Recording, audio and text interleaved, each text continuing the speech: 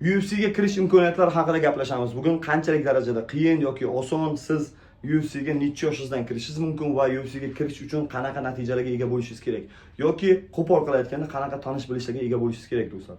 Men kiming uchun uzr so'rayman. Men shunaqa, meni materialim jaydari sizga yetib boradigan o'zbek tilida bo'ladi do'stlar.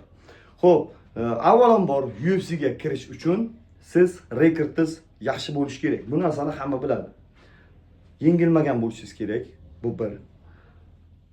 UFC'ni oldingi jangchilarni yenggan bo'lishingiz kerak. Bu 2. Va albatta UFC'da jang stilistikasi va sizning orqangizdagi muxlislar UFC'ni qiziqtira olishi kerak.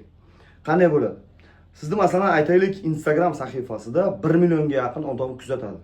1 millionga yaqin odam kuzatadi. Bu degani siz o'zbek tilida olib borasiz.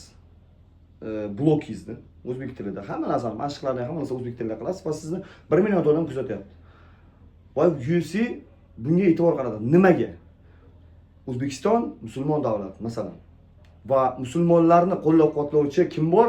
Arab davlatlari bor. Musulmon jangchilarni qo'llab-quvvatlaydi, ularga pul tikadi, ular qatnashadigan turnirlarni aktiv homiylik qilishadi. Mana sizlarga ozginagina zanjirni aytdim. Bu nima degani aktiv bo'lish kerak. Lekin hozir ba'zi bir ligalarnikiga o'xshab siz faqatgina bu zaif bo'lib, faqat sizni sotsial setingiz rivojlangan bo'lsa-da, janglaringiz zaif bo'lsa, ular qabul qilmaydi. Chunki ularga zo'r maqtalgan bir qanaqadir bir jangchi-yu, lekin jangga chiqib bir raund ham turib bera olmaydigan jangchi ularga kerak emas. Shuning uchun ham siz jang taraflama hali ham yaxshi bo'lishingiz kerak.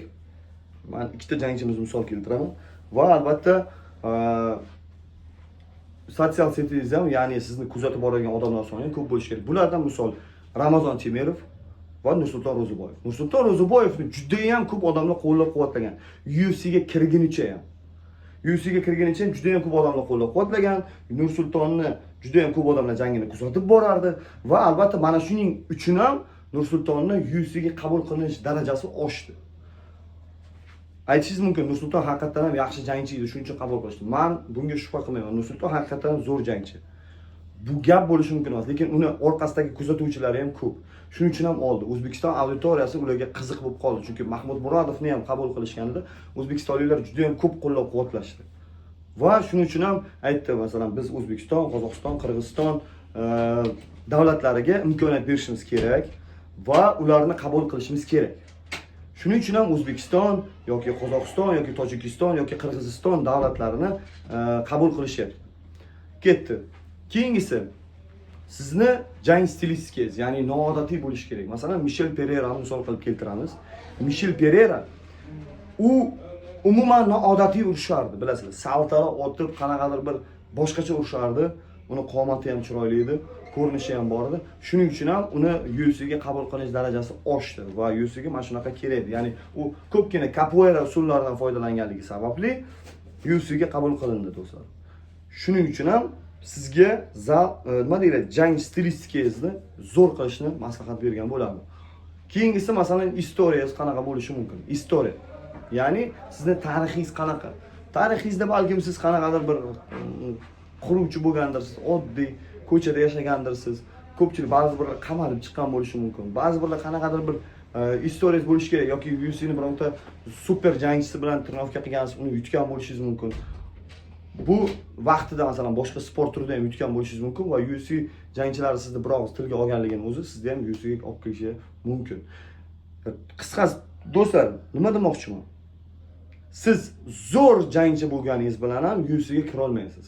Mana bu aytib o'tgan punktlarning ko'pi bo'lishi kerak. Hali yana bor. Tanish bilishingiz bo'lishi kerak. Kimdir sizni UFC'ga ishonchli odam. Masalan, men Bobur Qurbonov 30-0 yutqizmaganman. Hammani chapga o'ngga otayotibman. Lekin meni ishonchli odam tavsiya qila olmasa, ya'ni ishonchli odam tavsiya qilmasa, meni olishmaydi UFC'ga. Ishonchli menejeringiz bo'lishi kerak. Ular bilan tanish bilish, iloji yo'q, mana qo'pol qilayotgan tanish bilish bo'lishi kerak va tanish bilishda yaxshi bo'lsa, sizni tezroq qabul qilishadi. Shunaqa do'stlar, yana savollar bo'lsa kommentariyada yozinglar, nimalar haqida gaplashishimiz. Yozinglar do'stlar. Qo'limdan kelgancha sizlarga maslahat berishga harakat qildim. Qo'limdan kelgan bilganlarimni sizlarga aytishga harakat qildim. Va albatta kommentariyani bombalatamiz. Tilaklar, istaklar va nima qilamiz? podpiska bo'lamiz do'stlar. Hammalaringga rahmat. Sizlar bilan Bobur Qurbonov bo'ldi.